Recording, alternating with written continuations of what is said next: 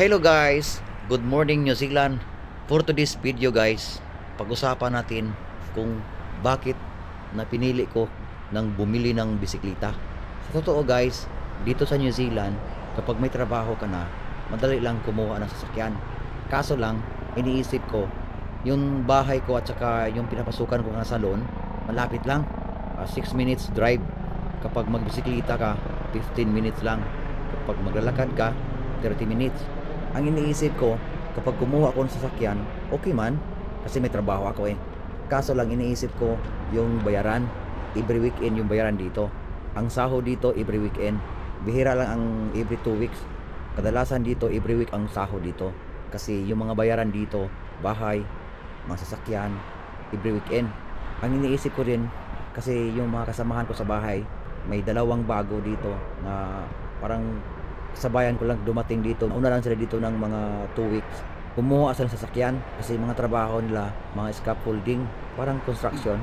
Yung office nila, doon sila magta-time in, medyo malayo sa bahay ng tinitirahan namin. Siguro mga 20 minutes drive, kaya kumuha sila ng sasakyan. Ang binabayaran nila every week, 77. Sunod na week na naman, 110. Kasi yung 110, kasali na yung insurance yung 20 plus. After na naman sa isang linggo, 77 na naman. After ng isang linggo, 110 na naman. Kaya iniisip ko, trabaho ko from bahay to salon na pinapasukan ko, 6 minutes eh. Tapos 15 minutes yung bike, 30 minutes yung maglalakad. So, ang pinipili ko, kumuha na lang ng bisikleta.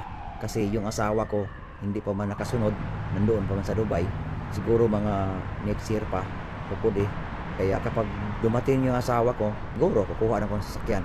Kaya nagtitiis na muna ako dito sa bisikleta para din ma-exercise yung tuhod ko. Kaysa bumili ko ng scooter, kumukuha ko sa sasakyan, hindi ako magka-exercise. Kasi busy dito ng trabaho guys.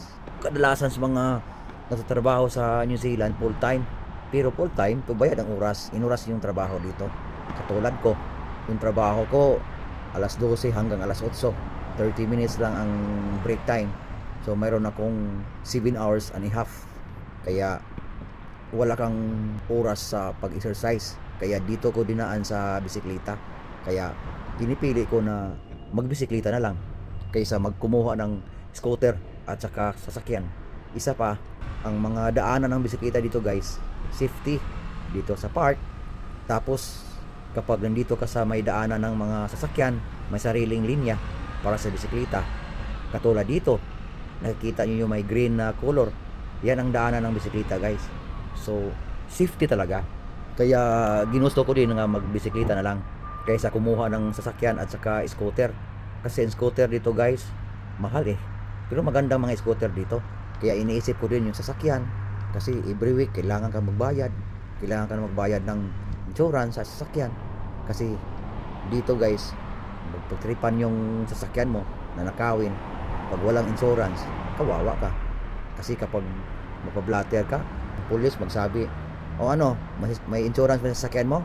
Pag sabi mong mayroon, o doon ka sa insurance maningil. Ganon dito.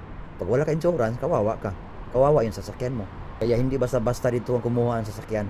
Pag dalawa kayo, mas maganda. Kapag sumunod yung asawa ko, siguro kukuha ko sasakyan soon. Yan lang guys. Hanggang dito na lang kasi malapit na yung trabaho ko. Diyan lang sa unahan. Kung nagustuhan mo yung video ko guys, paki-follow yung page ko. Paki-subscribe din sa YouTube channel ko para kapag meron kong bagong i-upload, updated ka guys. Kaya hanggang dito na lang guys. See you next video. Babo.